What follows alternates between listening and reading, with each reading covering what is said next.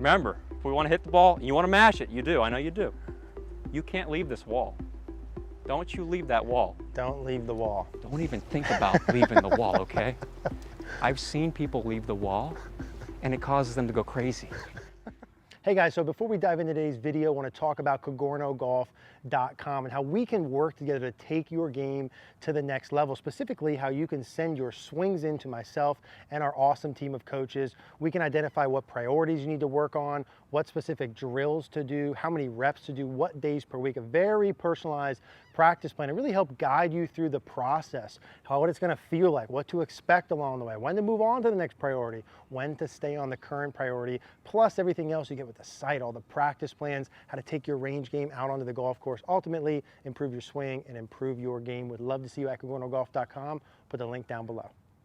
What's up guys? In today's video, we're going to be talking about how to hit the ball clean every single time, in particular how to mash the golf ball. We're out here in beautiful Myrtle Beach, South Carolina at the Litchfield Country Club with none other than Mr. Tom Saguto himself. Tom, thanks for having us out here today. Eric, it's a great pleasure to be here. Really excited to help your audience mash the crap out of the golf ball. Are you excited out there? You better be, because today you are going to feel some beautiful contact on this club face. So I love it.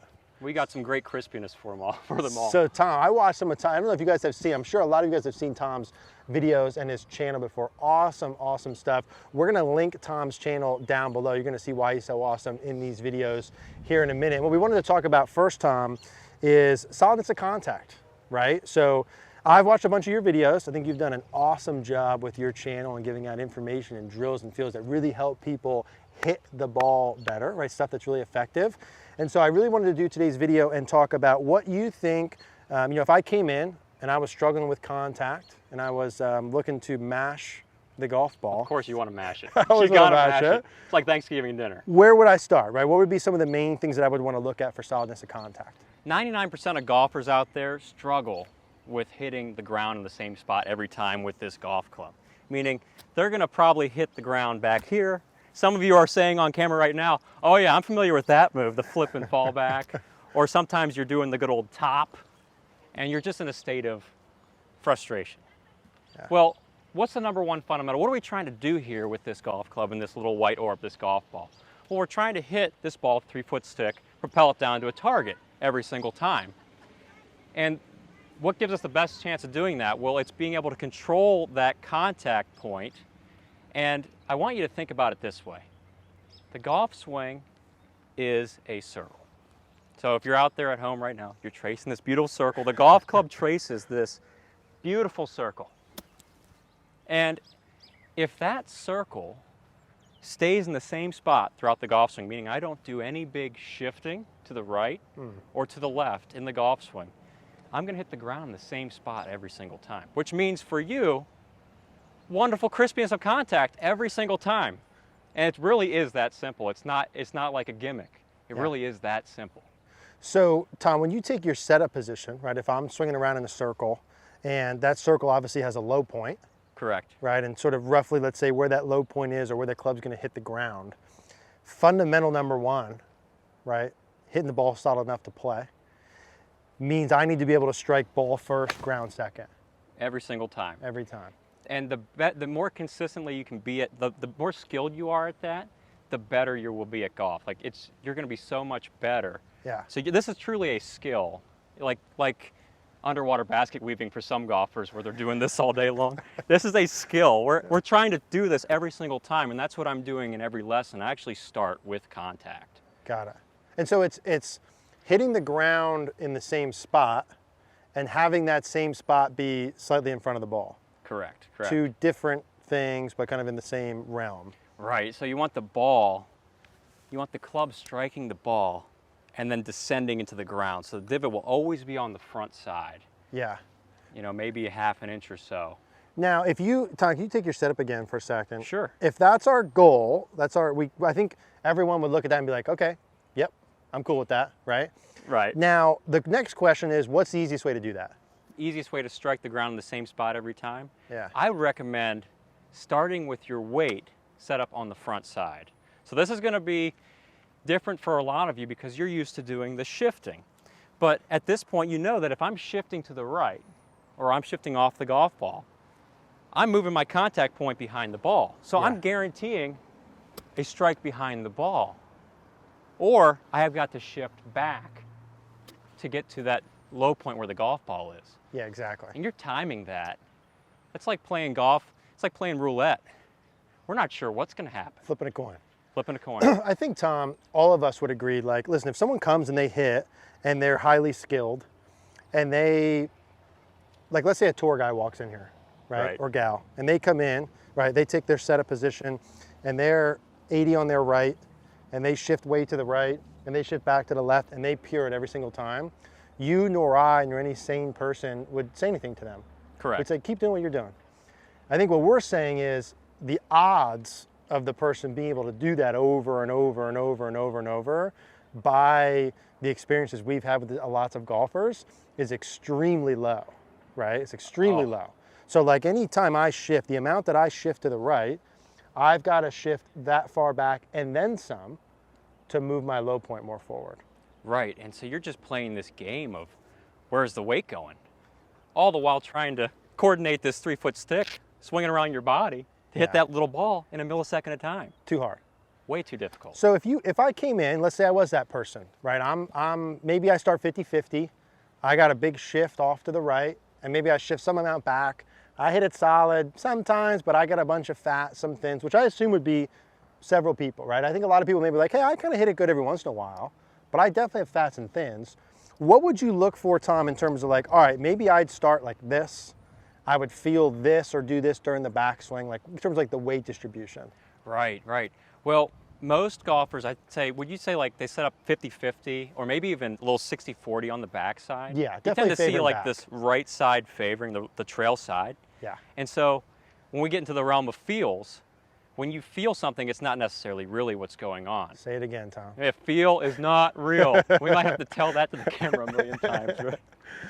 So when I get a student to get their weight forward, I'm really trying to get your weight 55% on the front side.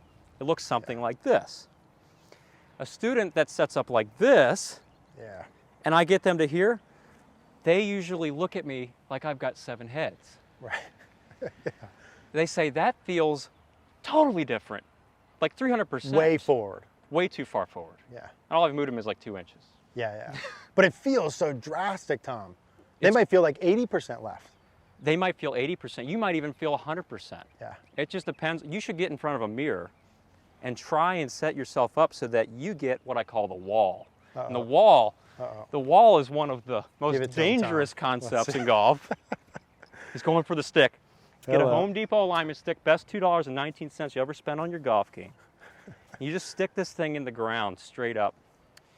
And you're just trying to feel weight forward. So vertical stick, get that lead hip into the wall. So the wall. Okay. And then I got a straight line through my shoulder here. You see like that wall is going all the way up through here. My shoulder's not going beyond it, but I'm up against the wall. Sure. And then, remember, if we want to hit the ball, you want to mash it, you do, I know you do. You can't leave this wall. Don't you leave that wall. Don't leave the wall. Don't even think about leaving the wall, okay? I've seen people leave the wall, and it causes them to go crazy. So, stay on the wall. Do not leave this wall. Okay. 99% of golfers leave the wall. Got it. And it causes them to hit the wall. And then they probably 99% of golfers aren't consistently hitting it solid. Right.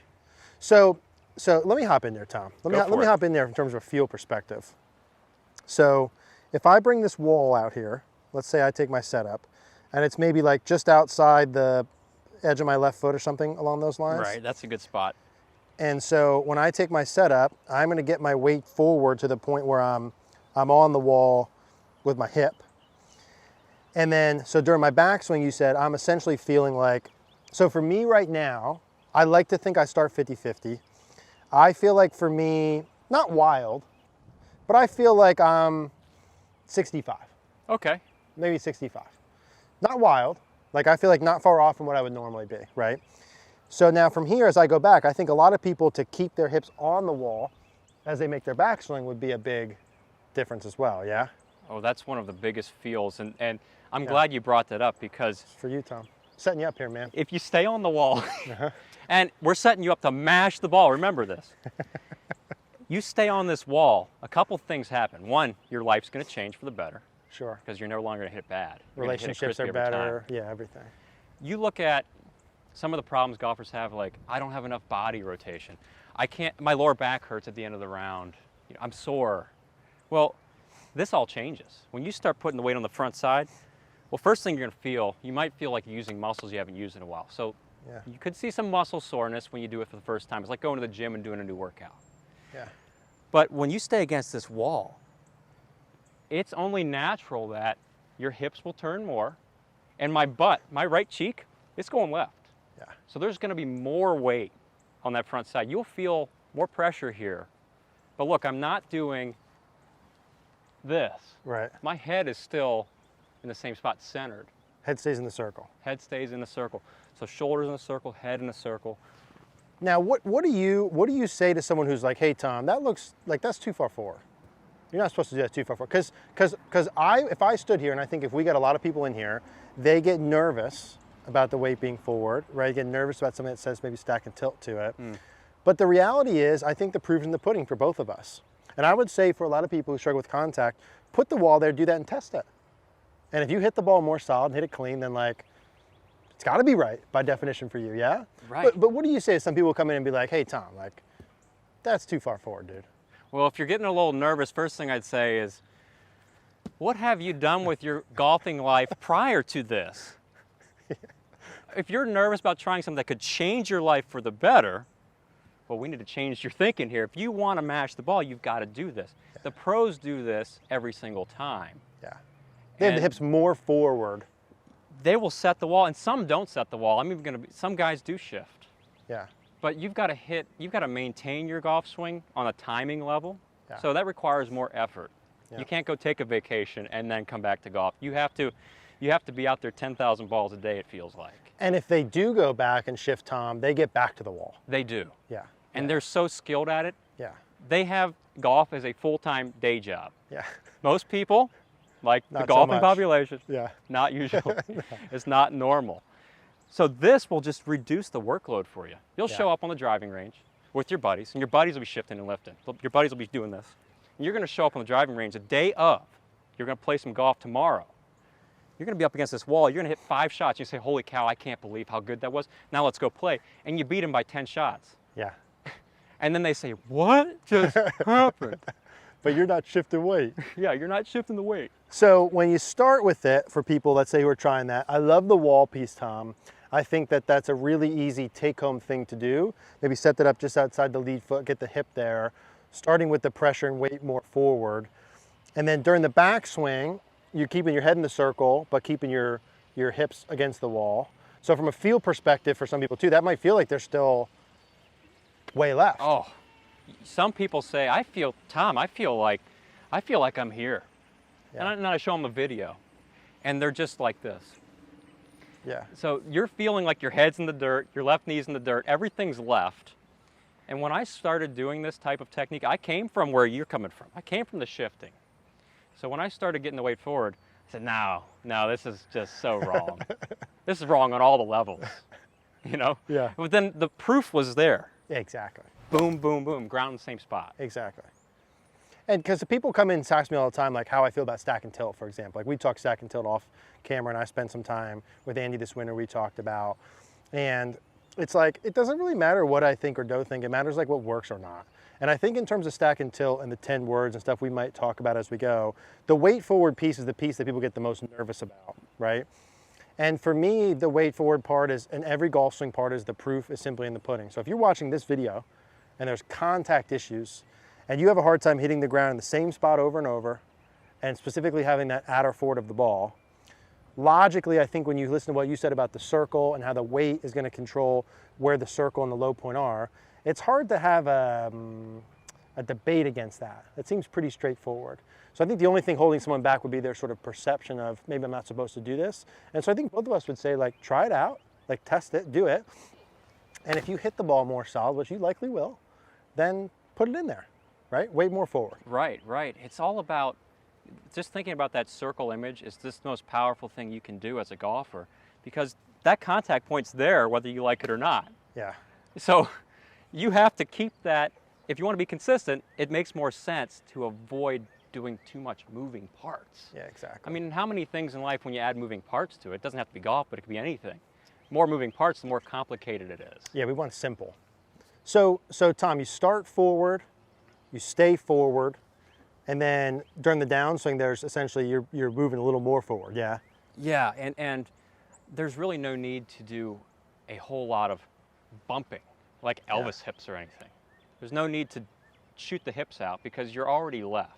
You're already there. So the golfers that struggle with, like if you're struggling with being able to have the mobility to get your hips left, get the weight to the target, well, so many golfers end up, you know, they're stuck back here a lot.